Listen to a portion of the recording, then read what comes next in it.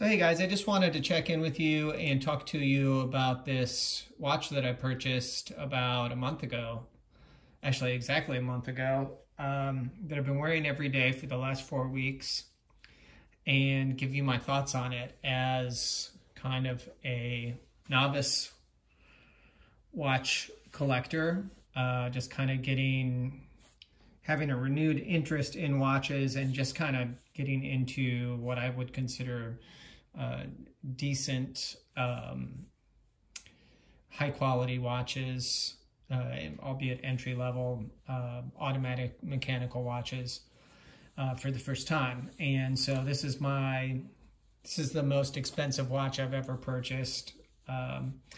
And granted, it's not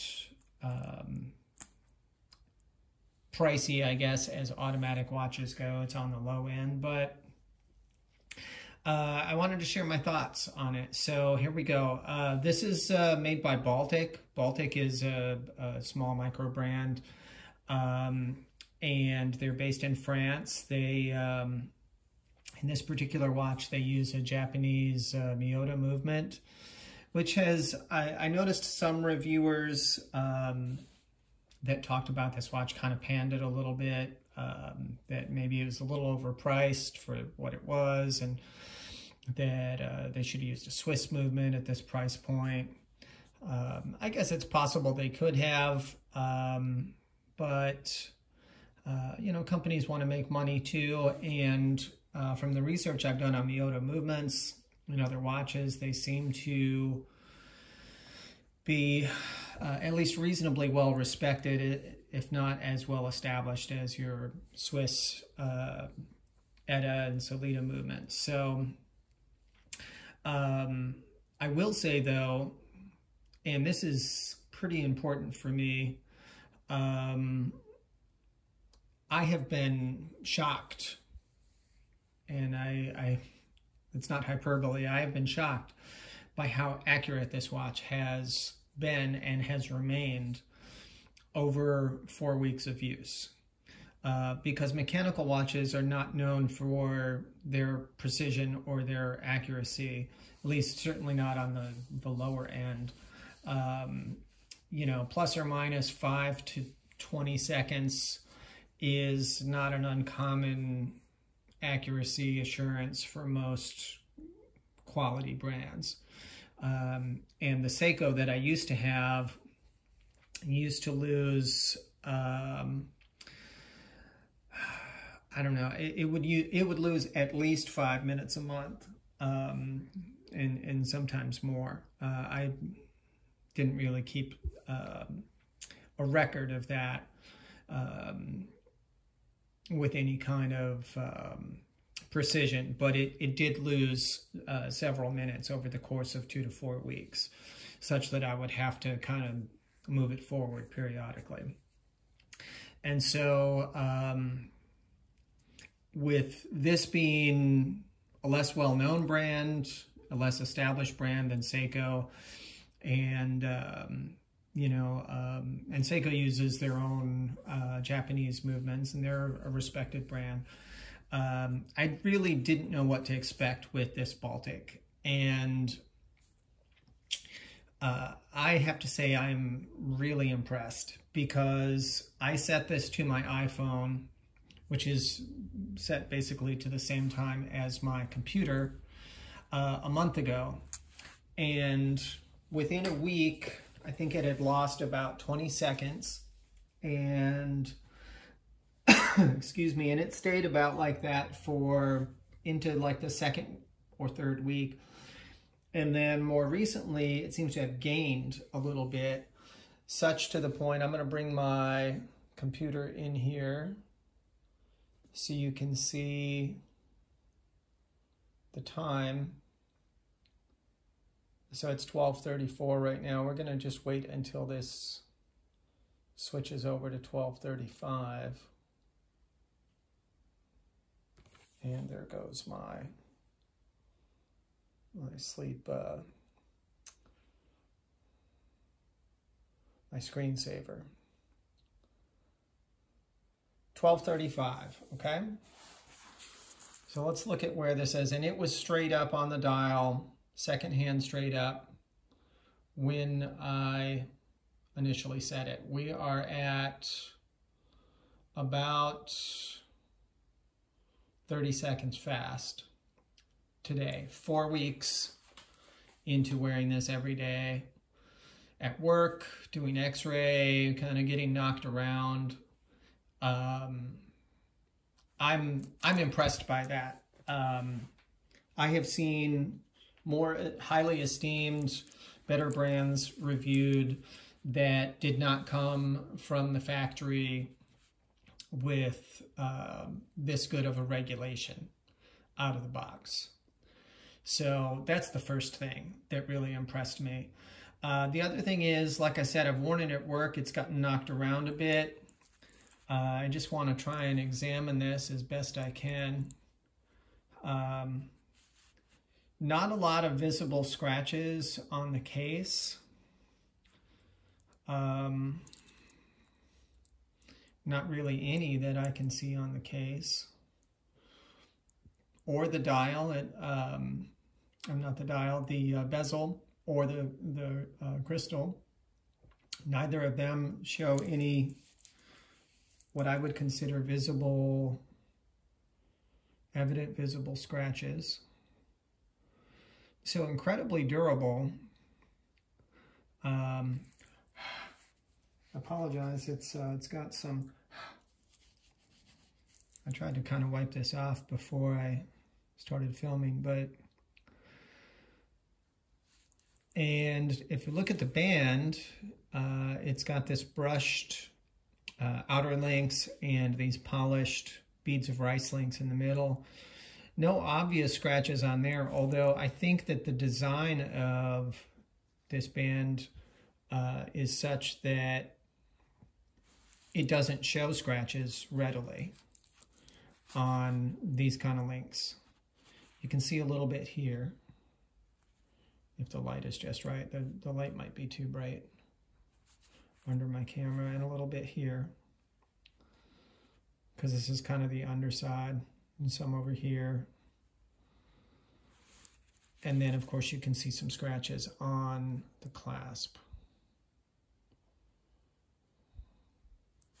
So, which is to be expected. I mean, I didn't wear this, I didn't buy this to wear with a dress shirt, only in a office environment or someplace where it's going to be babied. I bought it to wear, and you know, I work with a lot of heavy equipment, some of it with rough finishing on it, and with stretchers and tables and so forth. So it's, and I work at computer stations, so it's going to get rubbed on countertops and rubbed on equipment and stuff like that.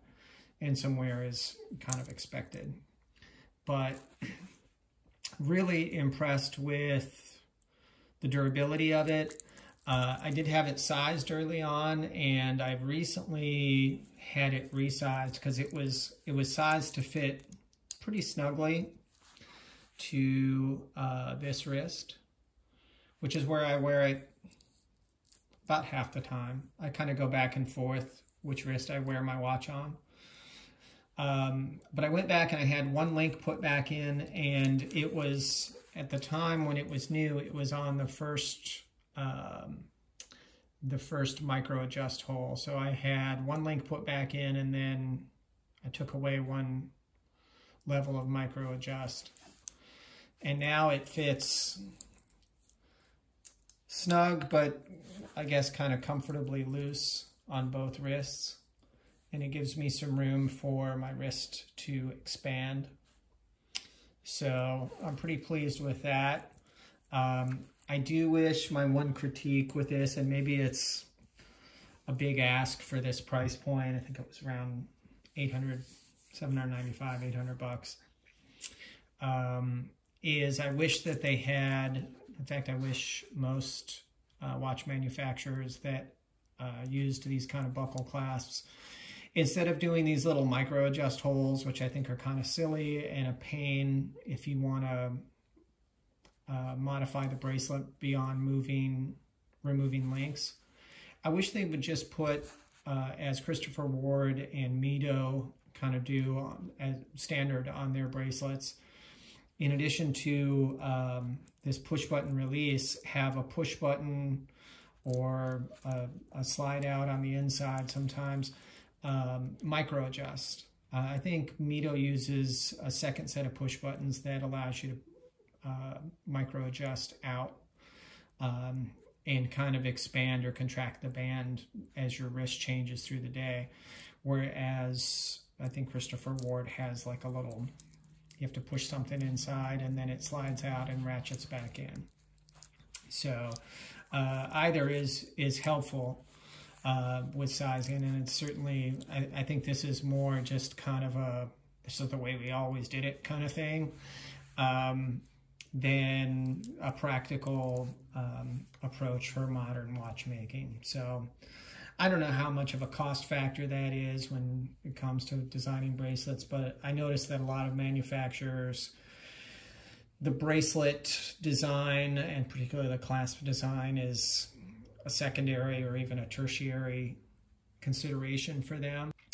But as you can see, one benefit of having this light on my phone, which I don't usually have when I record most of my videos, for whatever reason, maybe it's the background inspired my phone to kick it on, but it does help you really see this dial. And this is kind of the showpiece of this watch, in my opinion, is that blue dial that is like a deep, it's like a deep midnight blue that is almost, I'm trying to get it into a place where you can, it's almost like too dark. And that's my probably second complaint, which I'll get to in a minute, but it's almost too dark, but when it gets in the light, it just comes alive in a really beautiful and dynamic way as you move it around in the light. So really, really, really like that. And I'm very happy. This was one of the main considerations for me when replacing my Seiko, was something with a ratcheting bezel that actually worked, because my Seiko, it worked sometimes and other times it was almost impossible to turn. And I sent it to them twice to have that addressed. Once they actually replaced the bezel, and actually I didn't send it to them twice. I sent it to them once and they replaced the bezel and it still continued to do it. So I took it to a watchmaker who spent a couple of days with it and tried every trick that he knew, but he could not get it to perform any better. And so that was the whole point for me having a dive watch, was being able to use this elapsed time bezel where, you know, let's say I'm doing a small bowel series on a patient and I take my first image at, you know, 1:45 here. In 20 minutes, I've got to do another image, and then in 40 minutes I got to do another image, and at 60 minutes, and then, you know, they might be every half hour or hour after that, depending what the radiologist says. So it's really useful to me in my work as well as kind of just in my personal life when I'm cooking or whatever. But this, I have to say, and you can probably hear the action, I'll shut up for a minute. It's very sure. I believe this is 120 clicks. And there's not really a lot of play. There's a little back play, but not much. And it's not like, it's not wobbly. It's just kind of like it goes a little past the click, and you can kind of have a little bit of give, but not much. So I'm very pleased with that. I think that's one of the best features of this watch. It's got a screw down crown, which helps with the water resistance. Very easy to use. I haven't really moved it since I set it. This clasp, I'll show you just kind of putting it on. It's a typical fold over clasp. It will snap in if I push it hard enough, but I usually just push one of the buttons and it snaps in pretty securely, and it releases just as easily. So I'm very pleased with that. It's got, of course, it's got the Baltic marking on it there. Looks to be a milled rather than a stamped clasp, which is impressive for this price point. So the last thing I want to talk about, which I also had pretty low expectations, is the Lume. And by the way, I hope that I'm staying centered on this. I shot in the first video I shot with this as well. I was more watching what I was doing and not always watching my camera reference. So I apologize if I go out of frame now and then.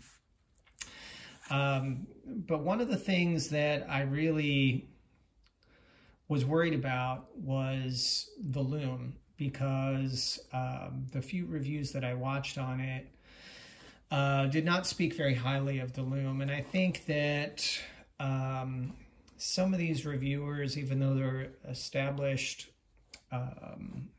watch reviewers, I wonder about their methods when they do Lume. Because some people will just hold it under a light for a few seconds and then look at it and say, yeah, you know, this is so-so, this is great. Some of them will actually time it out do a time lapse for 20 minutes or so. But here's my experience with the Lume on this watch. If you're just walking around day to day in normal ambient light and then you go in a dark room, the Lume's going to be negligible. It's just not going to charge well that way. But if I put it under like the light of my iPhone here that's on, or if I put it under a flashlight for 30 seconds to a minute, it will be quite bright, and it will last surprisingly long. I've actually, a few nights when I had trouble falling asleep, I kept checking back on this charged up Lume up to an hour, and it was still quite visible. It was starting to fade noticeably, but it was still visible enough that you could discern the time. So at the end, I will show you what the Lume looks like. We'll go in the closet here or something and close the door and I'll show you. But before I do that, I wanted to talk about what attracted me to this watch in the first place from a design standpoint. And that is specifically, this is not, as I understand, this is not an homage watch, but it bears some similarities to a couple of really famous dive watches, one of which is the Omega Seamaster 300, which has a similar kind of dial design. I think it uses 10, 20, 30, 40, 50 instead of the 15, 30, 45 on the rotating bezel. And I don't think it has Arabic numerals on it. I think it's all symbols. It does have kind of that 3D bi-level dial. It's hard to see that probably. I don't know if I can get close enough where you can see where the triangles are actually cut out. Most of the dial is painted on, but where the triangles are at 3, 6, and 9 are actually cutouts, and there's like another panel below, which gives some depth to it. And that's right out of the Omega Seamaster. I think this is also supposed to be influenced by the Blancpain 50 Fathoms, but you know, I don't know as much about that watch. I know there are a few similarities, but for me, this kind of scratched my Seamaster itch at a working class budget. And I have to say, I'm really, really impressed with Baltic. Sorry, I got some markings or some smudges on the glass there. Really impressed with Baltic as a brand. I've heard great things about them from a number of reviewers, and about this Aquascaphe watch from a number of reviewers. And having experienced it for myself, I heartily agree. I mean, this is a fantastic watch for the money. I feel like with these micro brands, it's always a risk because you don't know where they'll be in 5 or 10 years. But if you can get them with a well-known movement like a Miyota, like an Etta or a Salida, then you at least know that your typical watchmaker is going to be able to service them. And I would just look at their record and their reviews for quality and customer satisfaction, how they treat their customers. And look at reviews like mine, where people are talking about, hey, I got this, I've had it for a month, it's keeping perfect time. Let me know if any of you have tried any Baltic watches, what you think of them. Let me know what other micro bands you like. Thank you guys for checking in. God bless. Later.